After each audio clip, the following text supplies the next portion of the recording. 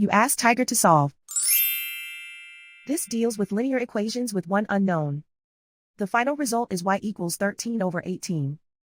Let's solve it step by step. Group all constants on the right side of the equation. Add 4 over 3 to both sides. Group like terms.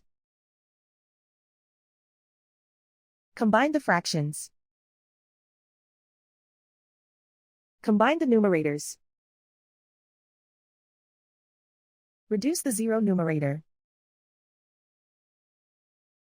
Simplify the arithmetic. Find the lowest common denominator. Multiply the denominators. Multiply the numerators. Combine the fractions. Combine the numerators. Isolate the y. Multiply both sides by inverse fraction 2 over 3.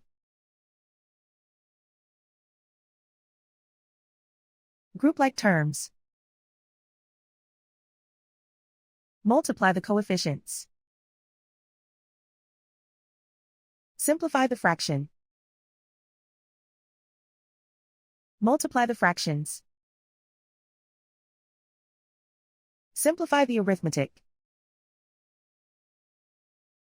And so the final result is y equals 13 over 18.